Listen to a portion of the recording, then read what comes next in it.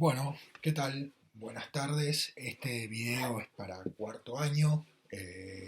Vamos a ver el capítulo 6, como por lo menos los contenidos más importantes del capítulo 6, que se trata de América a comienzos del siglo XX, ¿no? Nosotros fuimos viendo a lo largo del capítulo 2 en Latinoamérica y a lo largo del capítulo 3, 4 y 9, ¿eh? Qué era lo que había pasado durante el siglo XIX en Argentina y en América, ¿no? Bueno, vimos que fue una época muy convulsionada, una época de muchos enfrentamientos, digamos, la, la independencia no trajo inmediatamente a realidad el proyecto que la generación independentista se había planteado, ¿no? De naciones liberales, con libre comercio, muy similares a Estados Unidos y demás. Bueno, eso estuvo muy lejos de suceder, por lo menos espontáneamente y difícilmente a largo plazo. ¿Tá? Entonces, pero bueno, finalmente vimos que se dieron un par de transformaciones que tienen que ver con el asentamiento de los ejércitos nacionales, eh, con avanzar sobre las tierras indígenas, o promover proyectos de inmigración para después pacificar el país para que haya un proyecto económico viable y demás. Son un montón de transformaciones que se empezaron a dar para poder lograr funcionar económicamente en el contexto de la División Internacional del Trabajo, ¿no?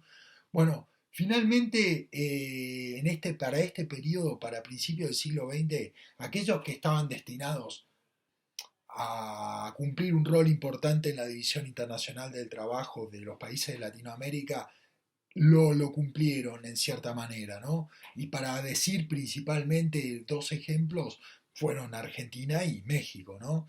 Nosotros en Argentina ya habíamos visto lo que sucedió.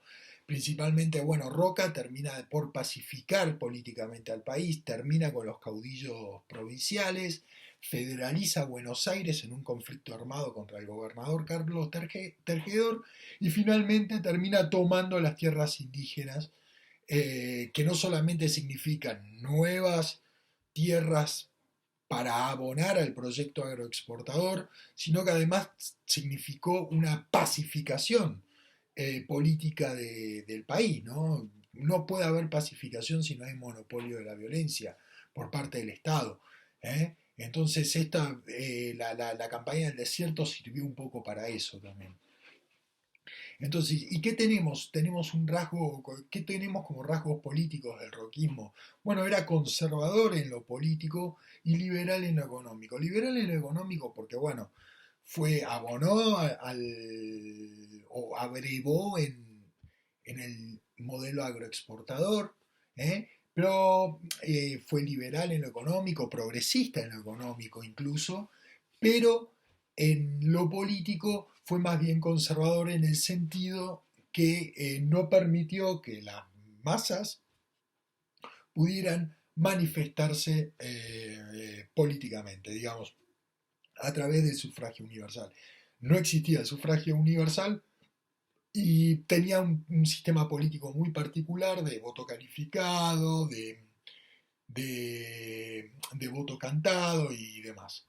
Bueno, ¿qué pasó en México? Bueno, en México nosotros tenemos algo similar a lo que pudo haber pasado en la Argentina roquista, ¿no? ¿Cuáles eran los principales rasgos del México de principio del siglo XIX? Bueno, nosotros sabemos que en el gobierno estaba Porfirio Díaz. ¿Quién es Porfirio Díaz? Bueno, Porfirio Díaz era un general liberal que en un momento apoyó las políticas y apoyó el bando de Benito Juárez, ¿no? En contra de los conservadores. Recuerden que México todo el siglo XIX se vio atravesado por el conflicto entre liberales y conservadores, ¿no? Los conservadores eran del sector metropolitano, ligados al comercio y a la aduana, eh, y a los cargos oficiales, que militaban mucho, que tenían mucha congruencia con la iglesia, y después por el otro lado tenemos un sector liberal, liberal en lo político, liberal en lo económico, que estaba encabezado por Benito Juárez. ¿eh? Bueno, finalmente esta guerra terminó y terminó llevando a los liberales al poder. Dentro de los liberales se destacó el señor Porfirio Díaz, que instauró un régimen que se pasó a llamar, o la gente pasó a referirse a él como porfiriato, ¿no? Que tiene ciertas particularidades con respecto, por ejemplo, muchas similitudes, pero también muchas particularidades con respecto al régimen de Roca. Vamos a empezar, por ejemplo.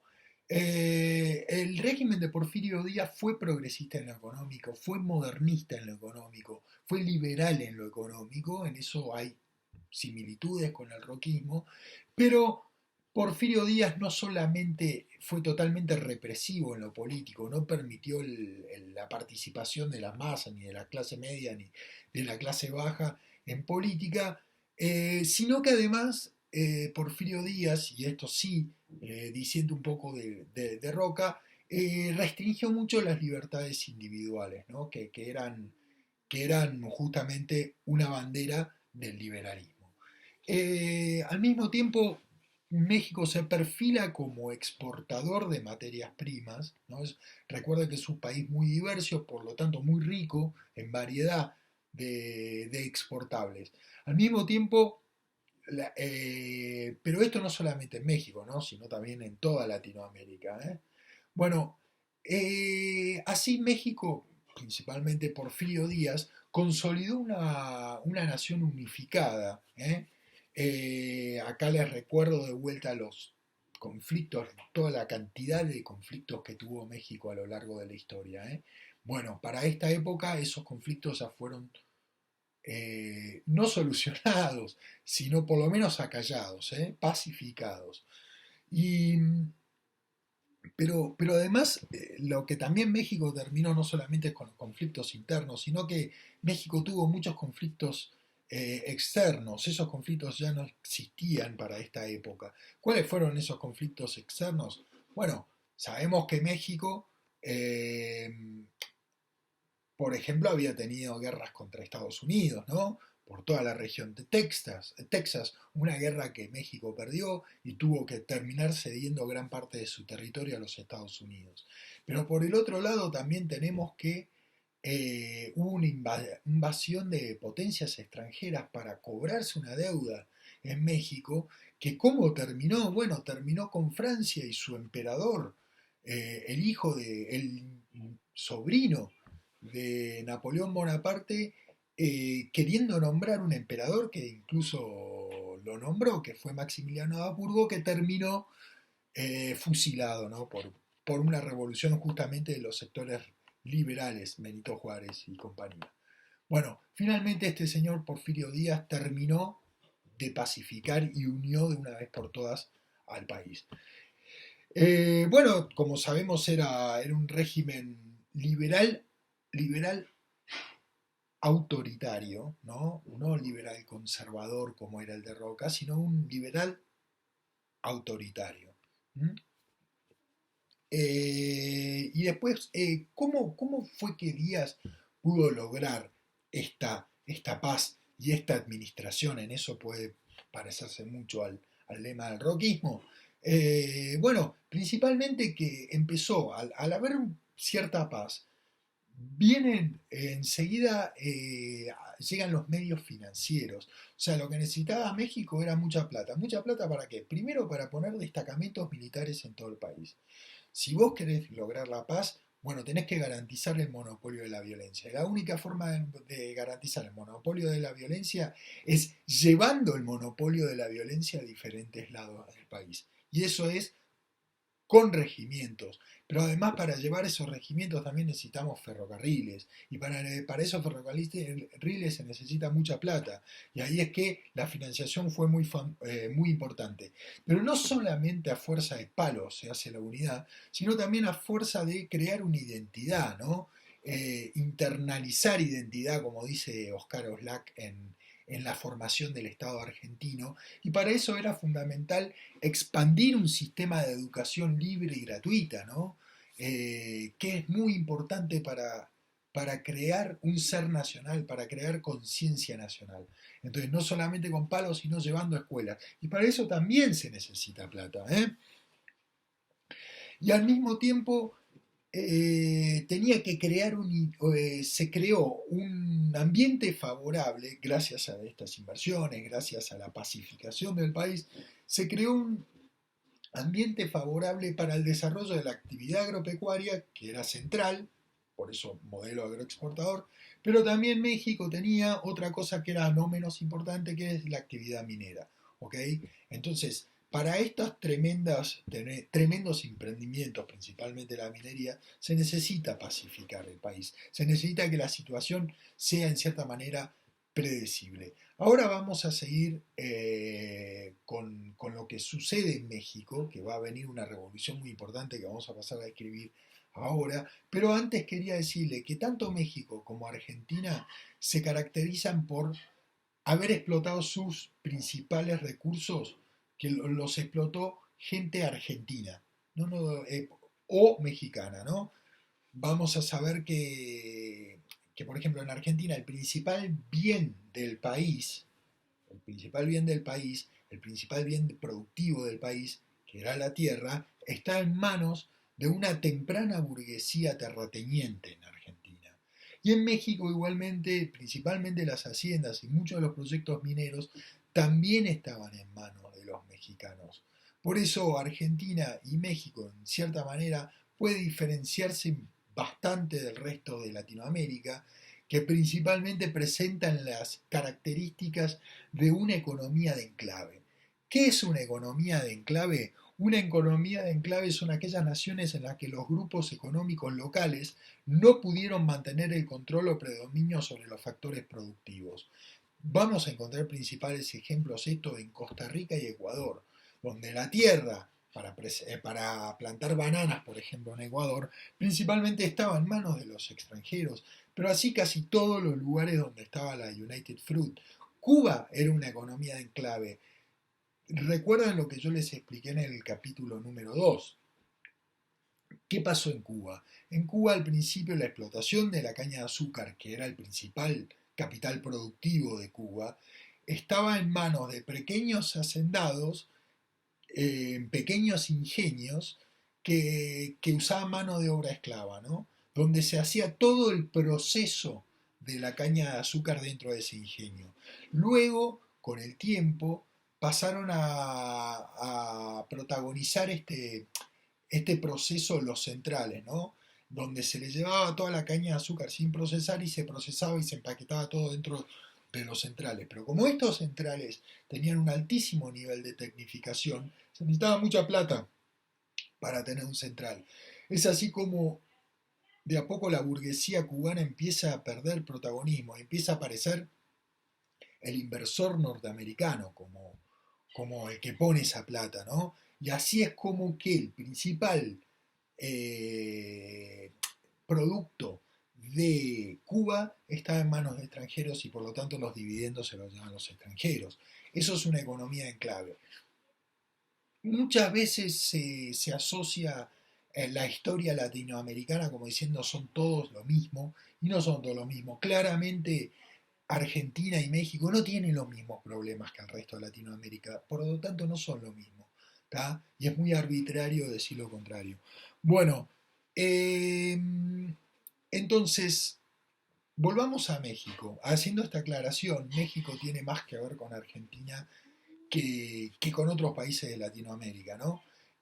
Volviendo a lo que estábamos viendo de México, ¿no? Bueno, México, Porfirio Díaz, desde la década de 1870 hasta 1910, gobierna, y si no es así, hasta 1910 o 1911, gobierna en México, ¿eh? Con un régimen que ya sabemos es liberal y autoritario. Hasta que de repente uno de los participantes de la política de aquel momento, que era el señor Madero se presenta para candidato a presidente. Eso era totalmente inaudito en la época de Porfirio Díaz, por lo tanto, imagínense, lo encarcelan inmediatamente a Madero. Así que Madero, en 1910, desde la cárcel, llama a las armas para oponerse a un régimen fraudulento como el que era el de Porfirio Díaz. Así,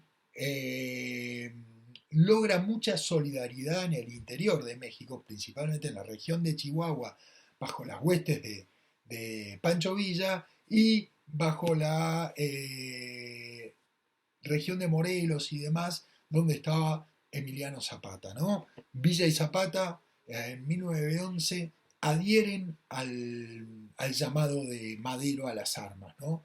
Y ahí es que empieza un proceso revolucionario en México que vamos a ver que podría decirse que finaliza, podría decirse porque hay varias opiniones al respecto, podría decirse que finaliza en 1917.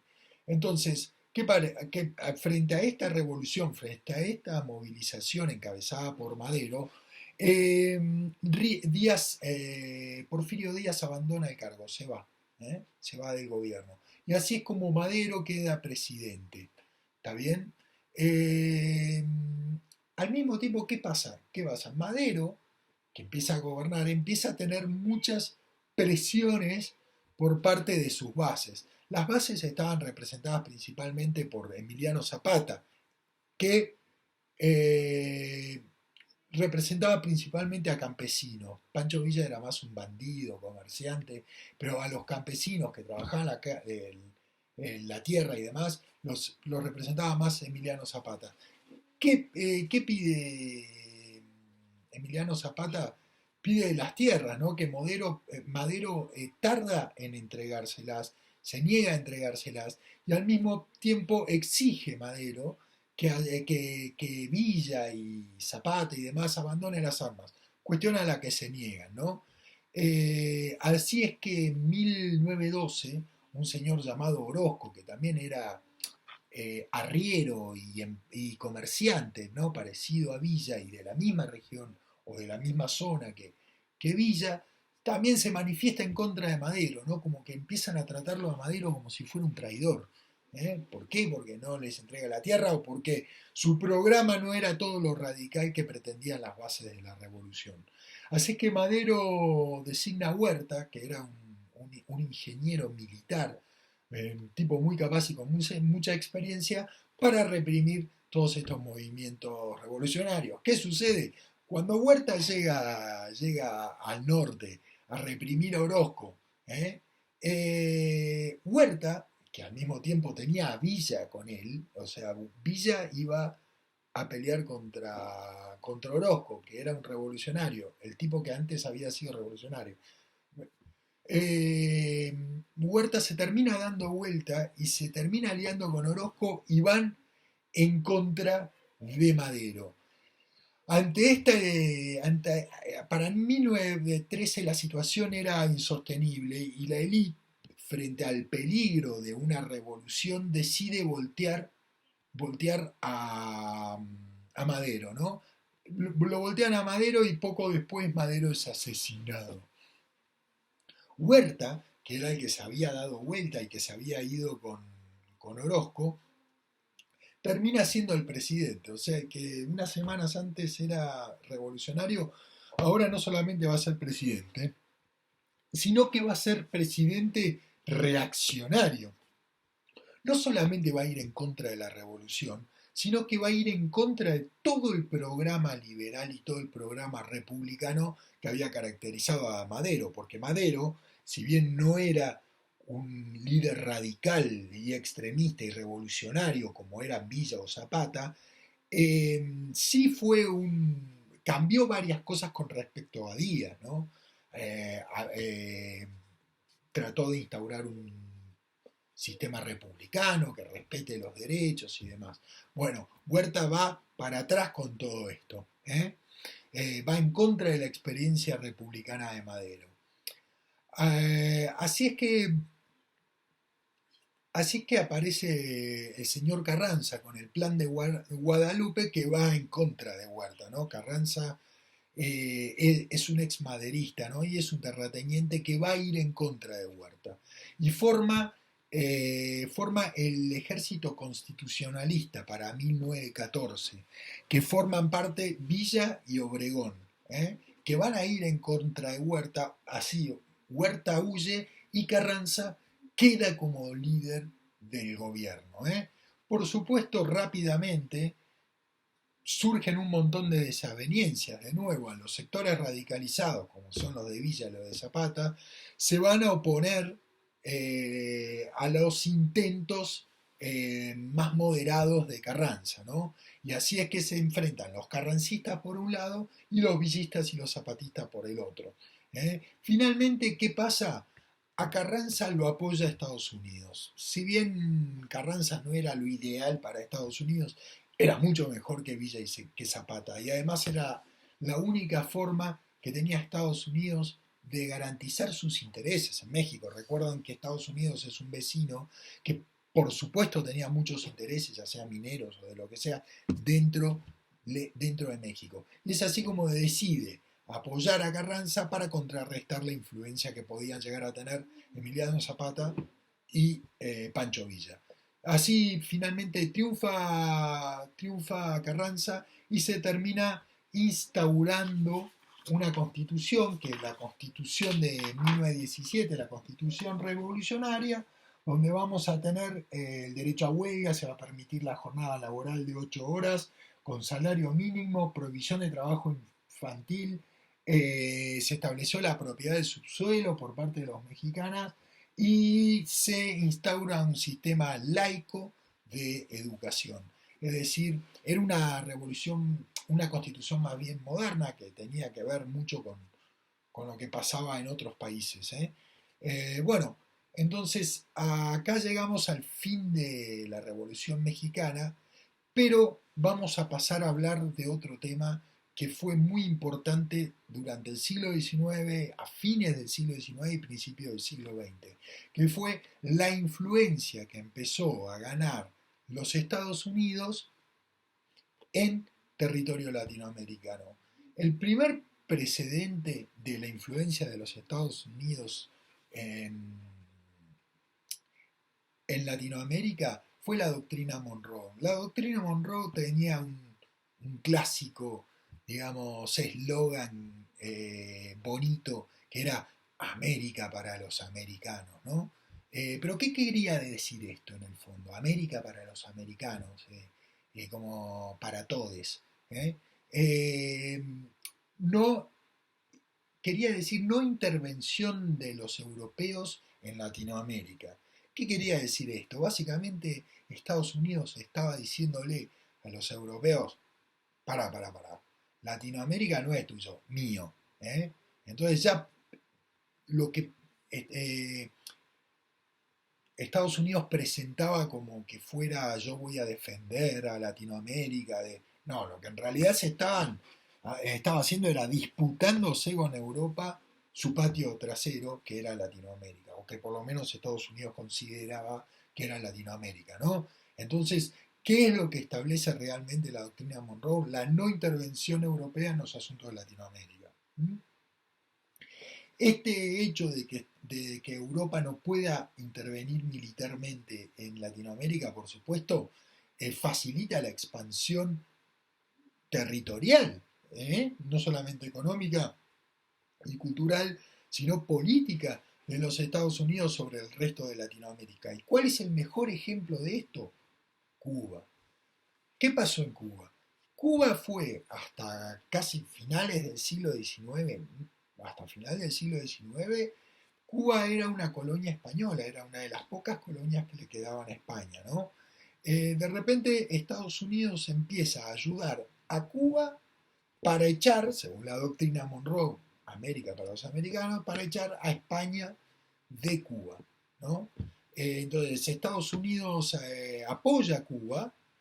Una vez que Cuba termina triunfando en la guerra de independencia contra España, Estados Unidos decide no retirarse de Cuba y le impone en la Constitución una enmienda que es la enmienda Platt, que dice que ante cualquier afectación de los intereses de los Estados Unidos, las Fuerzas Armadas estadounidenses podían intervenir Cuba, ¿no? Estaba en la Constitución de Cuba.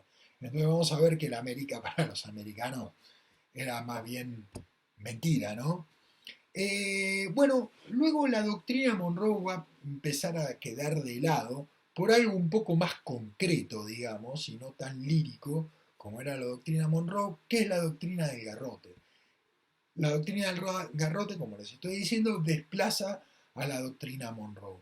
¿Y qué pasa? Permite la intervención de Inglaterra, Alemania e Italia en Venezuela, ¿no? Aquello que negaba totalmente la doctrina Monroe ahora es permitido por la política del garrote. ¿Por qué dice? ¿Por qué es la política del garrote? Porque la política del garrote viene a responder a una concepción errada, en cierta manera, que tenían los norteamericanos de los latinoamericanos, como que eran vagos, como que eran corruptos, que no cumplían los contratos, que esto, que el otro, ¿no? Principalmente que no pagaban sus deudas, por lo tanto había que intervenir en estos países para encarrilarlos de cierta manera, ¿no? Estados Unidos se ponía como el gendarme el gendarme de América, ¿no? Y cuidar a los americanos, a los latinoamericanos que se pongan a laburar y demás. Pero principalmente servía para cobrarse deudas. Es así como Inglaterra, Alemania e Italia tenían deudas con Venezuela. Venezuela tenía deudas con estos tres países y no lo podía pagar. Entonces, ¿qué deciden hacer? Invadir Venezuela, atacar a Venezuela, intervenir su aduana, cobrarse la deuda e irse. ¿Mm? Es lo que ocurrió. Bueno, Estados Unidos no estuvo en contra de esto porque creyó que las cosas, el pago de una deuda lo ameritaba. Es decir, que dejó de lado la doctrina Monroe de América para los americanos. Y finalmente, al grano, directo al grano, va algo más cercano a lo que realmente quería Estados Unidos, que es la diplomacia del dólar. ¿Qué es la diplomacia del dólar? La diplomacia del dólar es garantizar los intereses económicos, inversiones estadounidenses en cualquier lugar de Latinoamérica. Es decir, que donde haya un gobierno que afecte los intereses estadounidenses, el ejército estadounidense o las Fuerzas Armadas o los organismos de inteligencia iban a intervenir. ¿eh?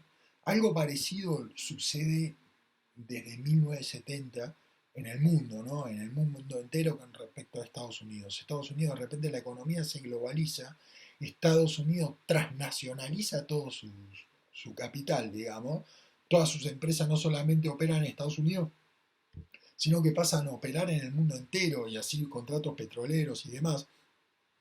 Y así es que Estados Unidos va teniendo diferentes conflictos en todo el mundo permanentemente justamente por esto, para cuidar la gran cantidad de intereses que tiene Estados Unidos creados en todo el mundo, ¿no?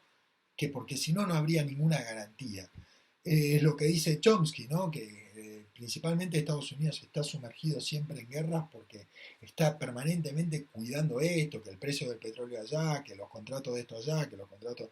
Entonces, volviendo a donde estábamos, la diplomacia del dólar, ¿qué ocurre? De repente había una compañía muy importante en Estados Unidos que se llamaba la United Fruit, que tenía proyectos de plantaciones en toda Latinoamérica, que de repente tuvo problemas en Guatemala. ¿Cuáles son los problemas? No, simplemente era que la United Fruit sea como cualquier otro privado y no que tenga privilegios. O sea, se le desconocían privilegios. Entonces, ¿qué es lo que hace Estados Unidos? Estados Unidos moviliza a la CIA, organizan un golpe de Estado en Guatemala y derrocan al gobierno guatemalteco que supuestamente afectaba, ¿no?, los intereses de la United Fruit. Y de esa forma pusieron un gobierno totalmente adicto a los intereses de la United Fruit. Y así es como Estados Unidos, si bien este es el ejemplo más importante, aplicó la diplomacia del dólar en Colombia, aplicó la diplomacia del dólar en Nicaragua, aplicó la diplomacia del dólar en San Salvador, es decir, en varios lugares Estados Unidos aplicó la diplomacia del dólar. Entonces, con la política de Monroe, con la doctrina Monroe, con la política del garrote y con la diplomacia del dólar, podemos ver cuáles eran los verdaderos intereses de Estados Unidos en toda la región. Bueno, con esto terminamos. Si bien hay otras cosas, como está lo del movimiento obrero y demás que están en el capítulo, bueno, léanlo un poco ustedes. Yo lo que más me interesa que sepan bien es esto. ¿eh? La influencia de Estados Unidos en la política latinoamericana, los rasgos generales de la época en Latinoamérica y después la descripción de lo que sucede en el México agroexportador y en el México revolucionario. Bueno, eh, yo tenía algo que decirles con respecto a todo, pero bueno, en este momento se me fue.